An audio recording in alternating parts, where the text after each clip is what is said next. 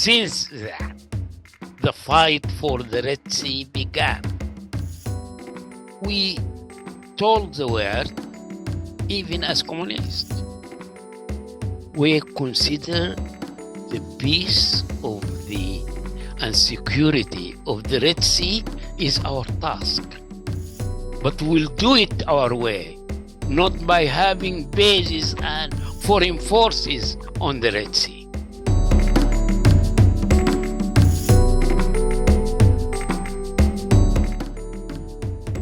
It is a shame on Western democracy.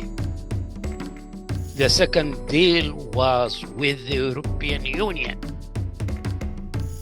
to prevent migration through the desert to Libya. And a lot of money was paid to the RSF.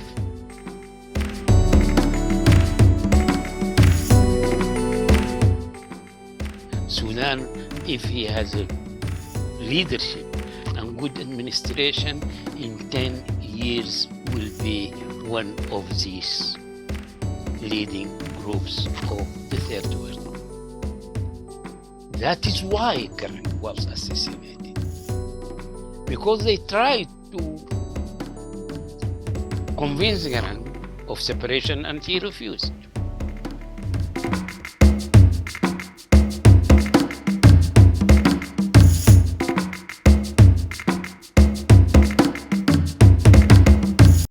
The question of Sudan is not just a question of one country in Africa. It is part of the international and regional conflict in both Africa and the Middle East. And this started about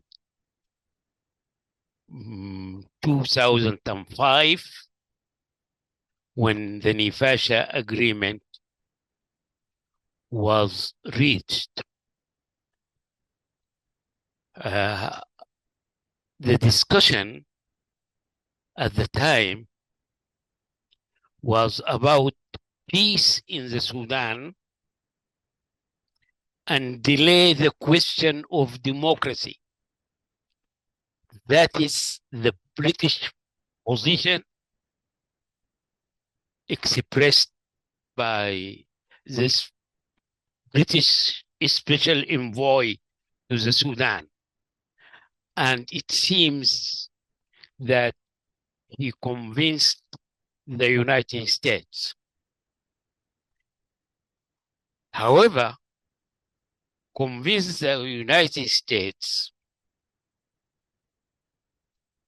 because that served their interest. And so allow me here a piece of history which goes to after the Second World War, when the Americans were planning to replace the British whenever the British leave any of their colonies. But for the Sudan, during the negotiations after the Nasser regime came to power, to the British ambassador in Cairo by saying, what the hell are you caring for the destiny of 10 million Negroes? You hand them to Egypt. Because at that time, they thought that the coup in Egypt is like their coup in other places, and they can control it. However, the situation changed when Nasser made the arms agreement with the Republic of Czechoslovakia. At that time, the Czech Republic agreement with the Soviet Union to build the high dam.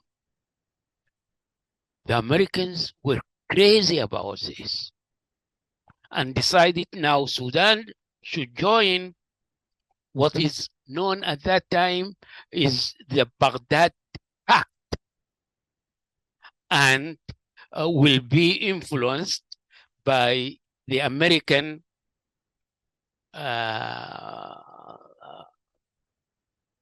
assistance through what is called at that time also Eisenhower project.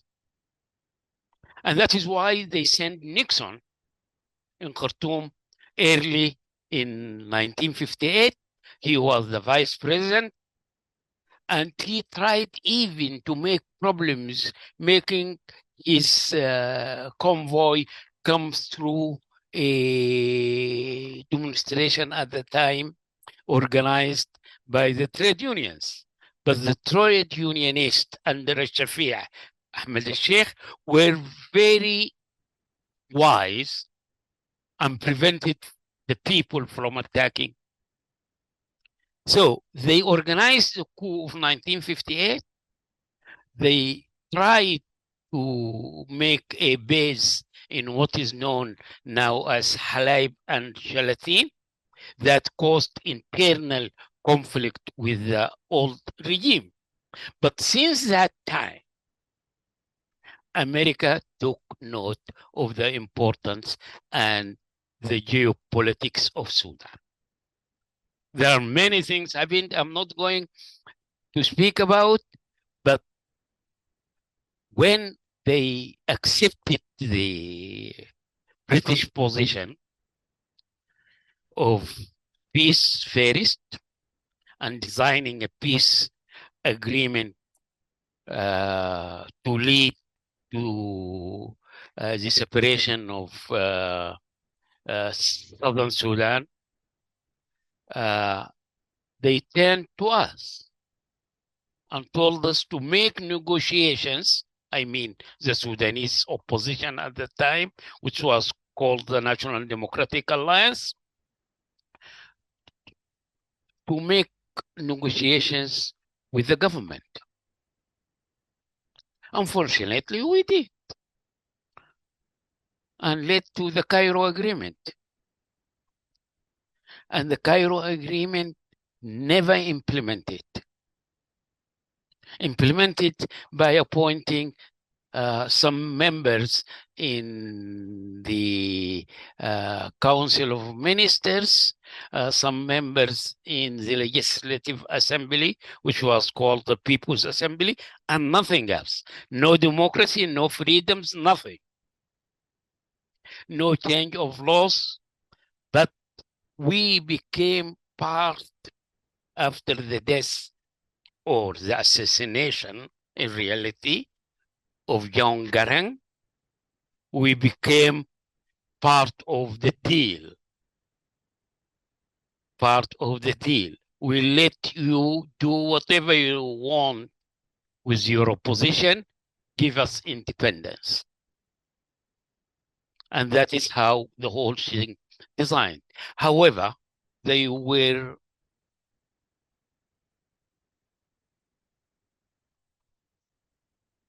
strangely, they should not have astonished because they know the Sudanese people, they know the Sudan political organization, civil organization. But when they found that after the independence of the Sudan,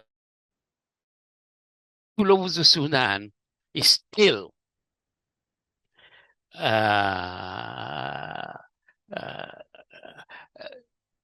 still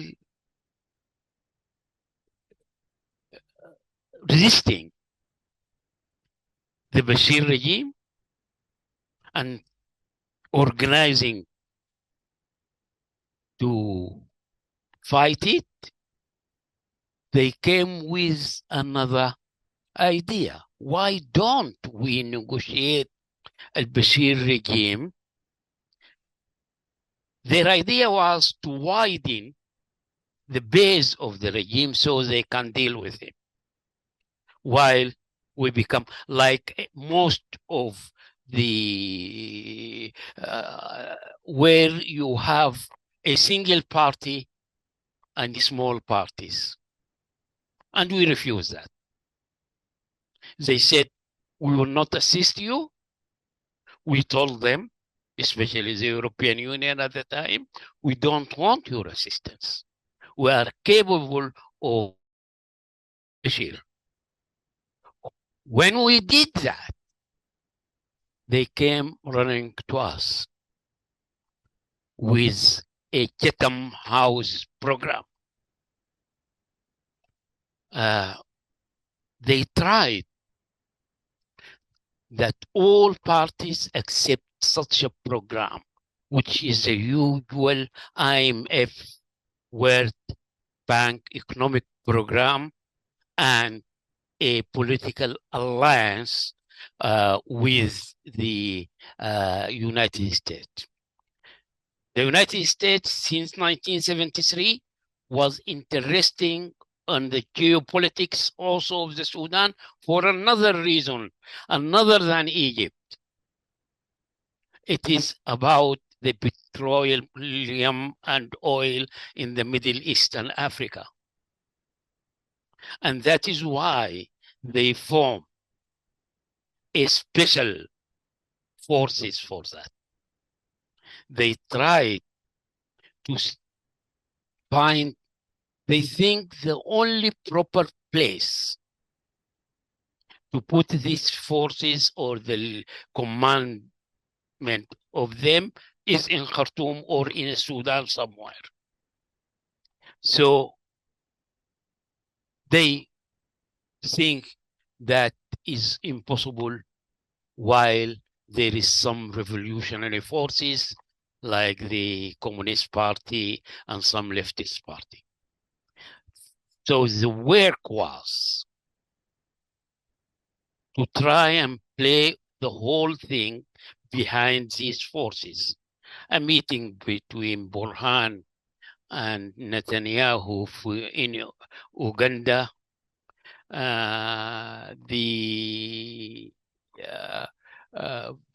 trying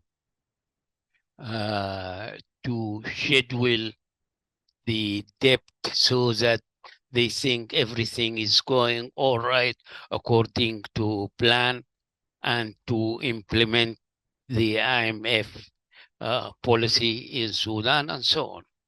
However, that led to the division of the forces which were the main forces of the 19th of December revolution. And it began very clear that there are two trends. One wants the revolution to succeed and implement its targets by establishing a new system, a new regime, and the other, which is backed by the Americans, the British, the Norway in what is called the Troika,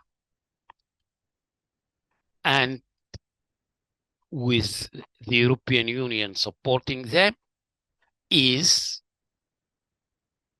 to keep the new system, changing the personnel, even to the extent if confiscating the properties and wealth of some of the new system leaders, but allowing the same social class, what we call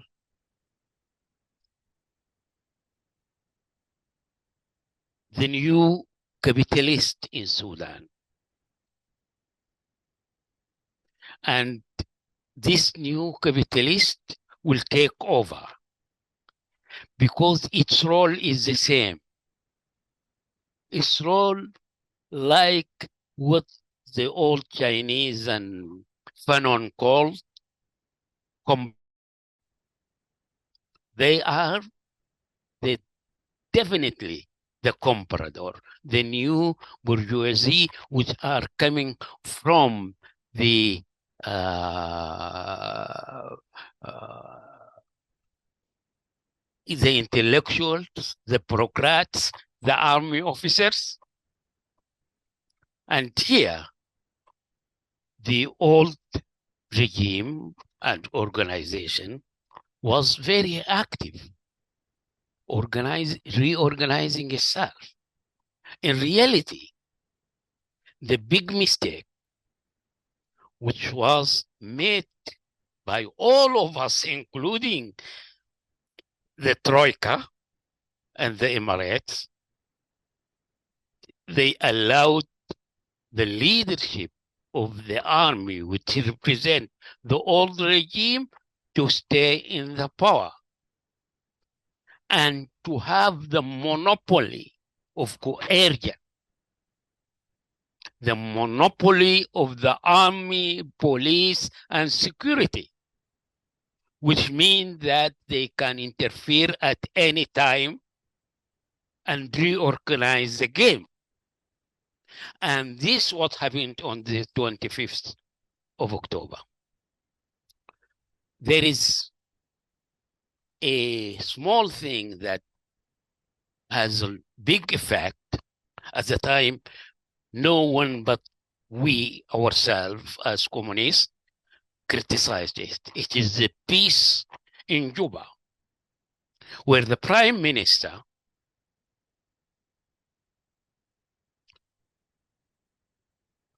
allowed the military leadership to deal with the negotiations, which is, according to the constitutional document, is the task of the prime minister and his council.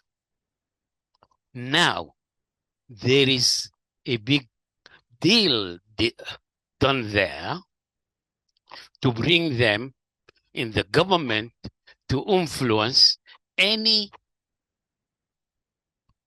politics that they target the old regime and its change. And that is why the second government of Hamdok was not working,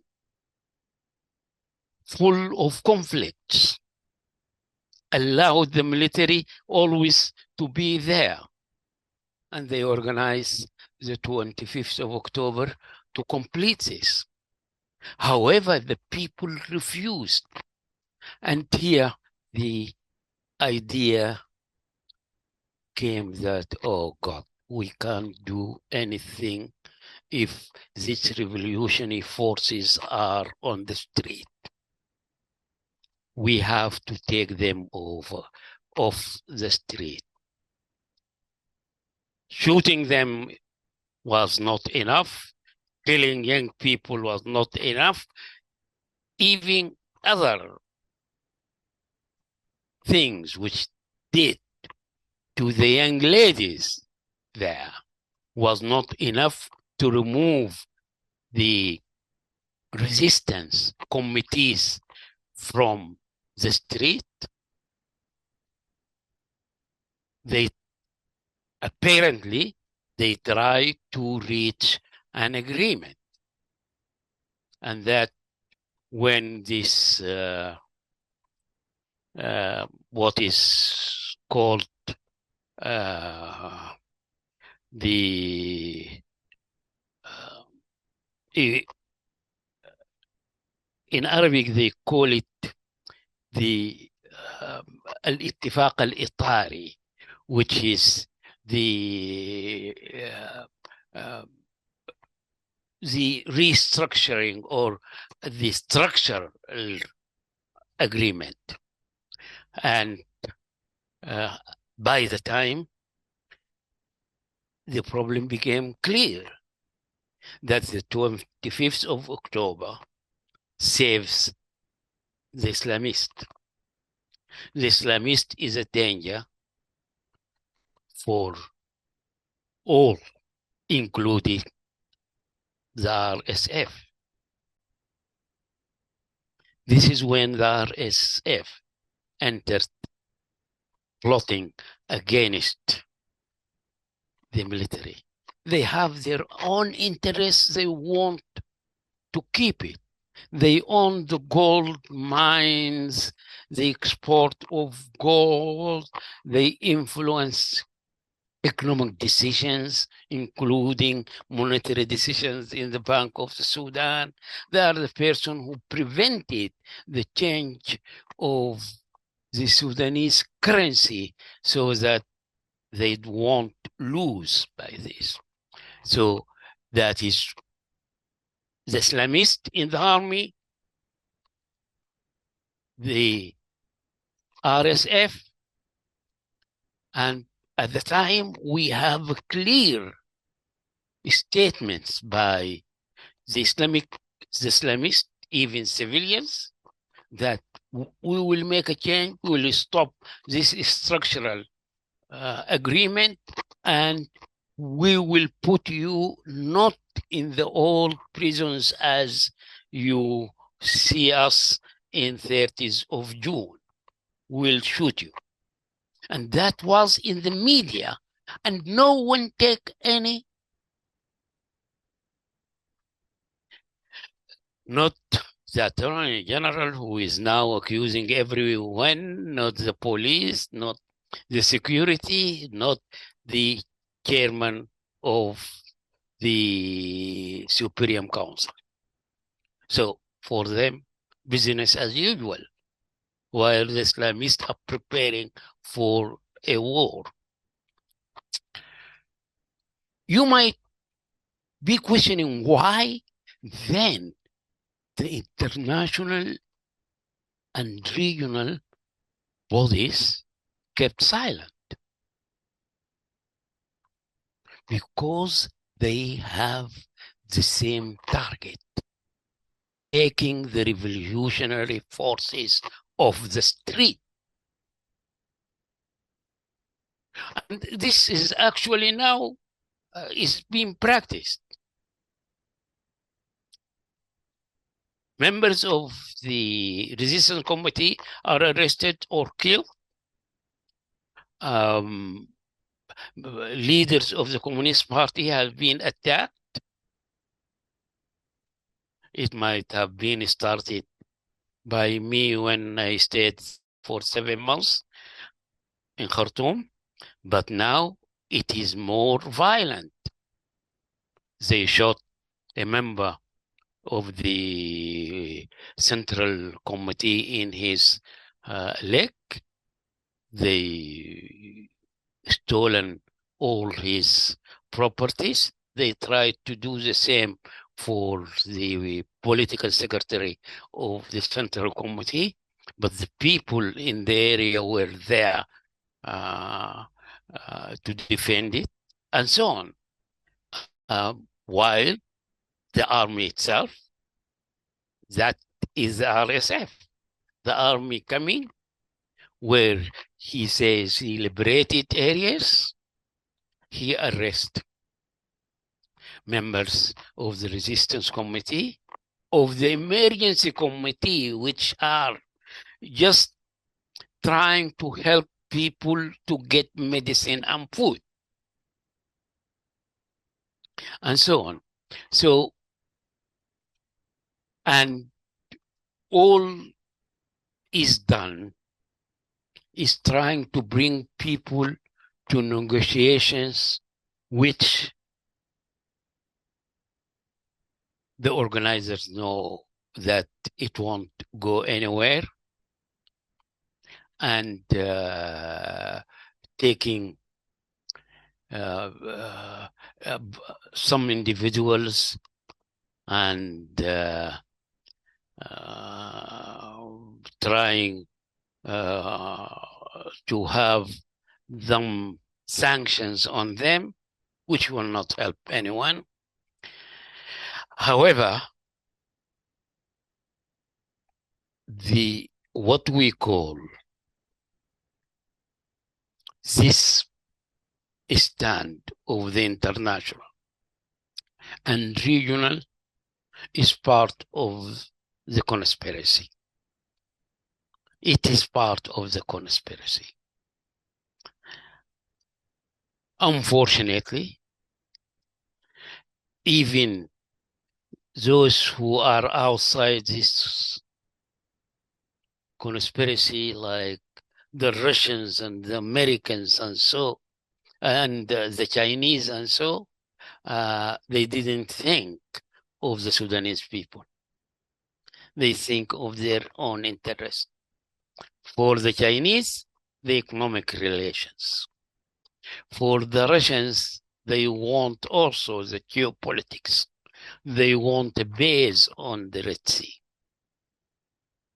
You know, this started by the Democratic People's Republic of Yemen and Mengistu and Gaddafi making an alliance. So the Red Sea became very important. And since that, the fight for the Red Sea began. We told the world, even as communists, we consider the peace of the and security of the Red Sea is our task. But we'll do it our way, not by having bases and foreign forces on the Red Sea. This is our national interest, our national responsibility, and we will do it. But they want to control Sudan so that their effect on the Red Sea and influence, which is important for their international conflict. We are not part of that conflict anywhere. They will involve us in this conflict, make us tools. That is why our people are suffering. People, civilians are killed, are compelled to flee either as displaced people within the country or refugees outside the country. The African countries themselves, their position is not so clear. Some of them support the RSF, some support the army, while the question is to support the Sudanese people. Some of them have interest in the Sudan. They cannot keep it under a democratic country. Commercial interest. Most of the Sudanese gold is smuggled to one of the Gulf countries. Our agricultural products are smuggled to another country.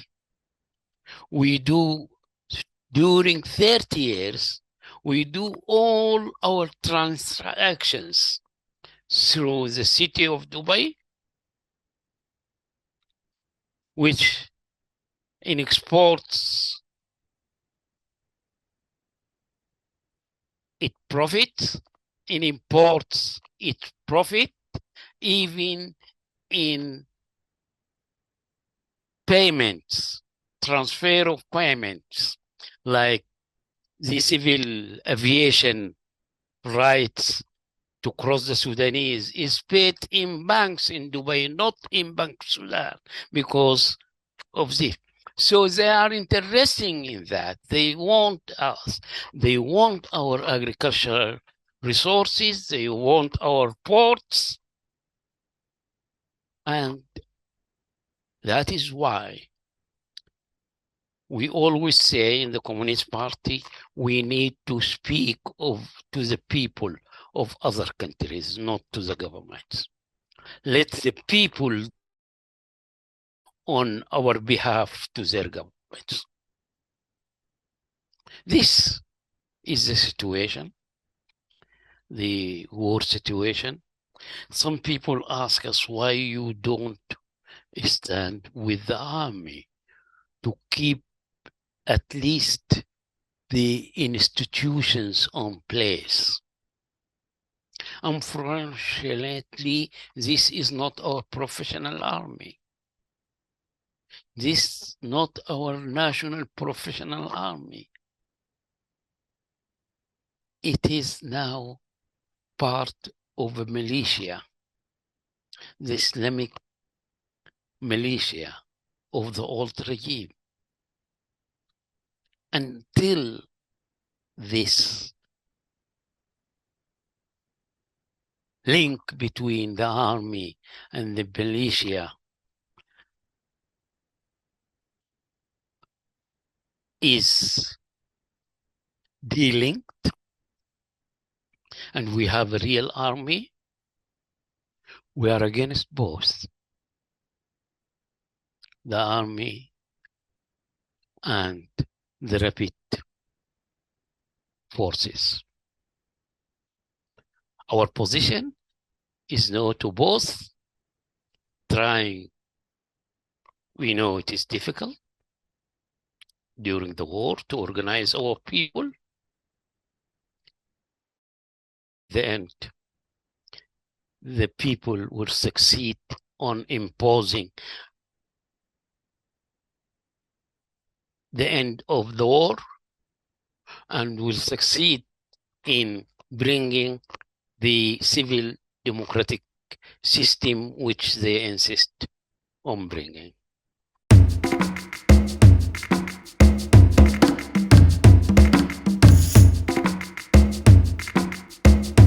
The problem in Darfur is an old problem. And it is a problem of uneven development, uneven distribution of power and wealth. And that involves both the Arabs and non-Arabs. But let me tell you, in the first charter issued by the Sudanese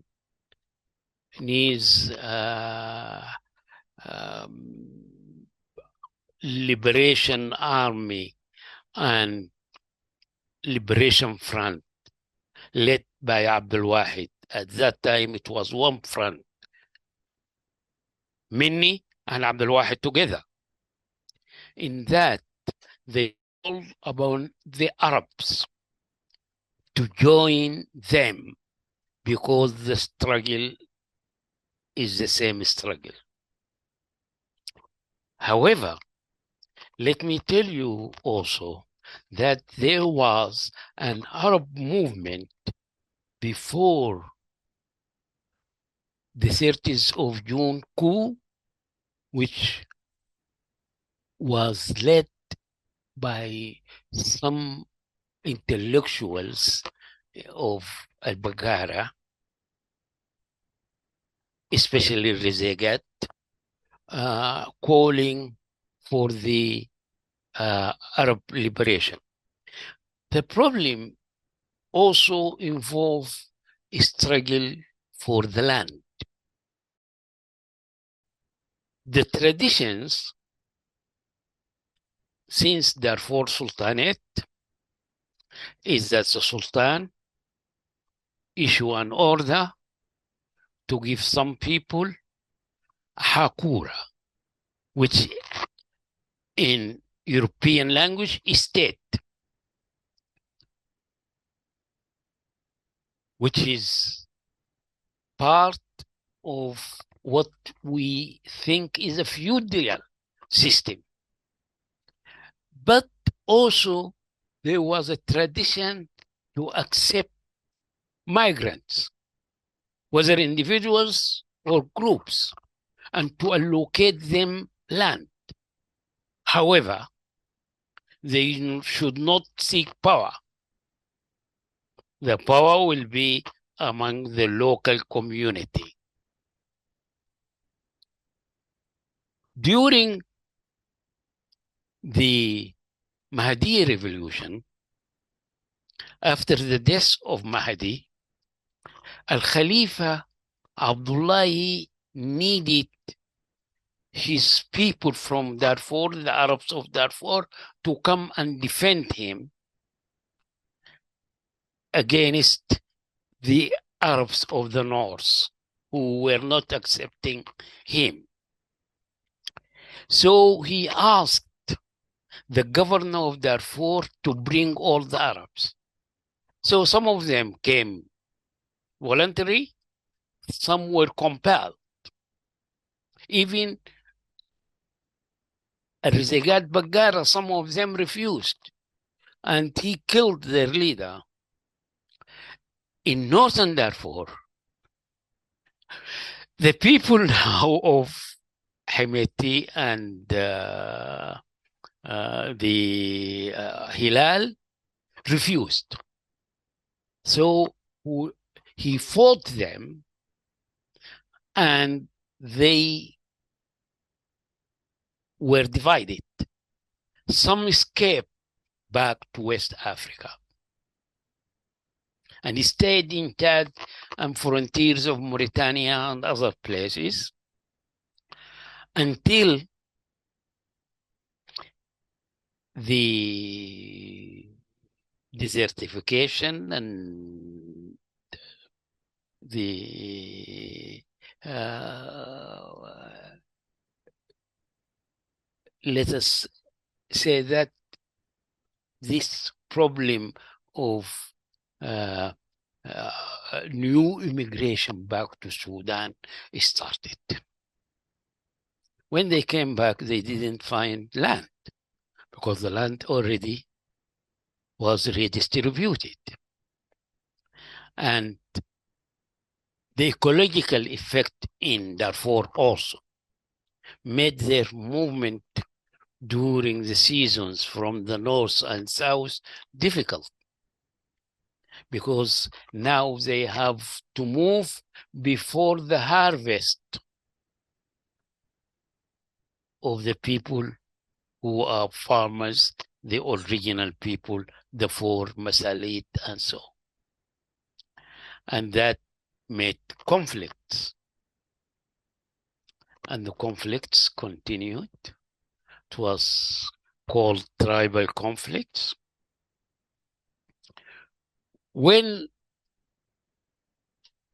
al-Bashir said he won't listen to anyone unless he's raising the arms, the people of Darfur decided to organize, to ask, to defend themselves first, and to ask for their rights in the wealth and the power. So the Sudanese government, the Bashir government, organized some of these Arabs, first Hilal and his group, to defend the government instead of the army, and then Hemeti and so on. And Hemeti developed after defeating the forces in South Darfur and far North Darfur. He was sent even to the Nuba Mountains. And that is when he became very strong and can say what is to be done and what is not to be done. However, now,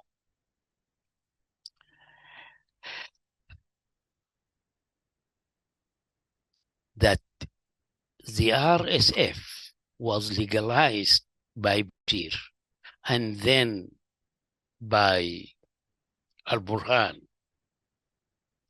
and allowed to be stronger, to bring more arms.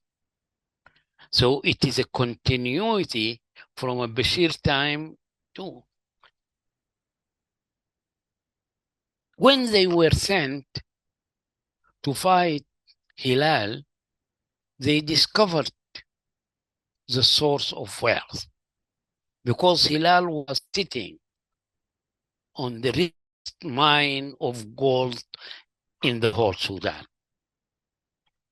And Hemeti defeated Hilal, took that gold, and then began searching for gold himself. During this time, two things happened. The first is that the war in Yemen recruited both from the army and from the RSF to defend the Saudis and the Emirates. And this is the part of the deal with Emirates. And they knew the payment from abroad. And you will be astonished what is the second deal is. It is a shame on Western democracy. The second deal was with the European Union to prevent migration through the desert to Libya. And a lot of money was paid to the RSF. And the ordinary soldiers of the RSF, and this is a discussion between me and them when I was in Sudan under the gun. The discussion anyhow came to the point that I know Sudan very well. So one of them said, "You don't know the desert." I said, "Why should I know the desert?" He said, "I know it." I said, "Because the European paid you to prevent migration." He said, "Not migration. It is human traffic." They were told they are preventing the human sell and buy the traffic. And that is why they did their job very effectively. But it is a shame on the European democracy that they recruited to their side a militia which accused of war crimes and humanitarian abuse in Darfur, and they know that because this was raised in the Human Rights Commission and later the Human Rights Council many times.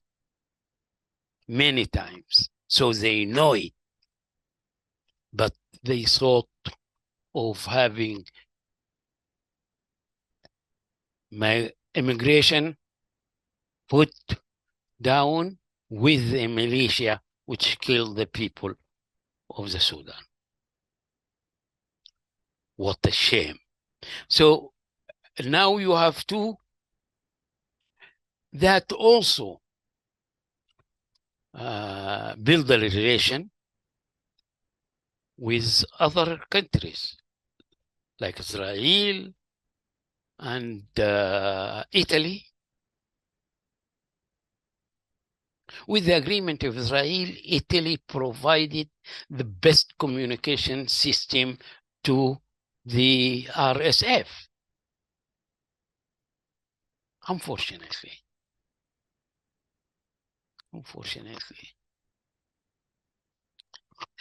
So it is very complicated. Now, during the war, they tried to recruit all the Arabs, but some tribes in Darfur refused to be part, even when their leaders agreed. So they allowed to intensify the immigration, which was started before. There are groups coming from abroad, yes.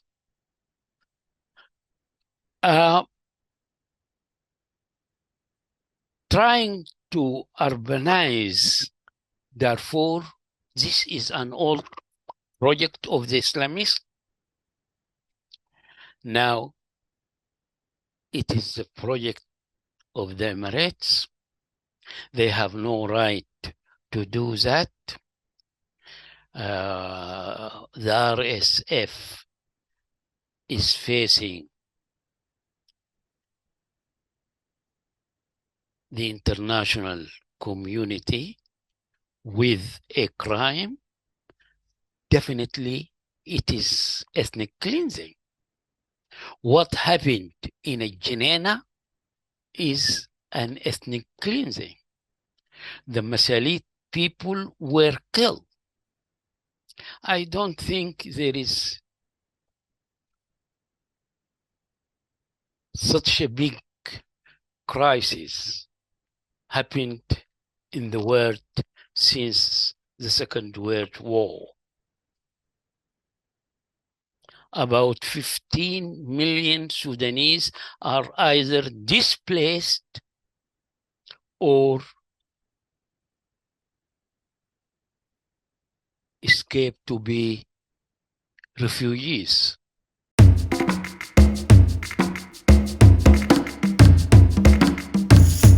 There are two parts of your questions.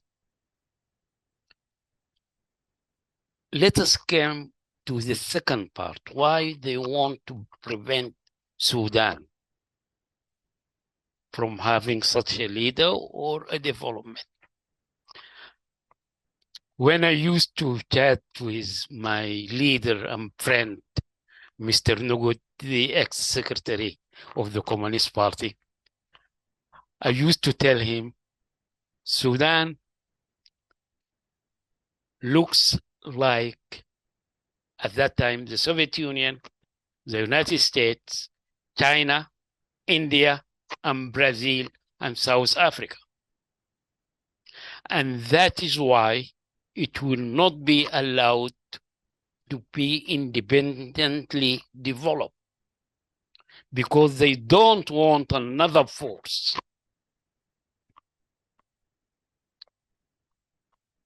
You know, now China and even Russia is a capitalist country, South Africa, a corrupted country, Brazil, those countries is making a check on the United States, especially the economic check. The dollar is in problem when they speak about having to deal without a dollar. So, do you want them to add Sudan to this list? Sudan, with its own resources, agricultural land, Nile and water, underground water, minerals, gold and uranium and iron, petroleum and gas. Sudan needs just a leadership and good administration. Sudan, if he has a leadership and good administration, in 10 years will be one of these leading groups of the third world. That is why Garang was assassinated, because they tried to convince Garang of separation and he refused. Tried to find another leader. Even they negotiate. I was in Britain when they spoke to me about who can replace Garang, and I said, no one replaced Garang but Garang, because Garang was the only person who can stand to Islamists. They gave many names, and I don't want to mention them. And I said my opinion about this.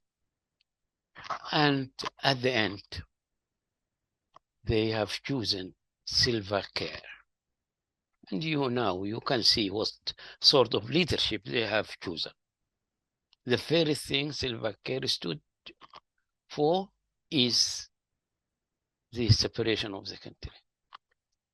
I have no doubt he was assassinated, and the call made to him to come to Uganda to meet the ambassadors of the West in Entebbe in the house of the president was part of the plan. Whether Museveni knows or doesn't know, it doesn't matter. Museveni was one of his closest friends since they studied in Dar es Salaam together. So whatever happened, he was assassinated. The Russians said their plane can take, they have automatic captain, which take from the captain if that captain made an error. Such an airplane cannot be destroyed easily. However, the black box was not reached before the Americans reached it. The investigation committee was not an independent committee. So that is history. Leaders come and go. We have 3 of our best leaders hanged by Mary, but we continued and rebuilt our army. The struggle will continue. And Sudan and Southern Sudan, whether they reunited or have a confederation or stayed independent, one day their relation will be the strongest relation between any 2 countries in the world, because we are one people in 2 countries. And that is what we feel when we meet anyone from the Southern Sudan or he meets us, how they treat us, how we treat them. We are the same people. You know, this colonial heritage, we should never forget. But we should always think that towards the colonial heritage, we should have a position. As I said in my PhD, now we are not only the players, we are the writers of the play. And we should not allow a director to direct our own play. We wrote it, we are playing it, it is our theater, so we should have our director. This is very important. It is, crying about imperialism and colonialism is not enough. You have to face the facts. What the Americans can do with the revolution of the 19th of December if some Sudanese didn't listen to them? Nothing. Fanon. That old book that we have our own colonial agents. So we should have the struggle internally. We can do it. We can do it. It takes time, some struggle, But we can do it.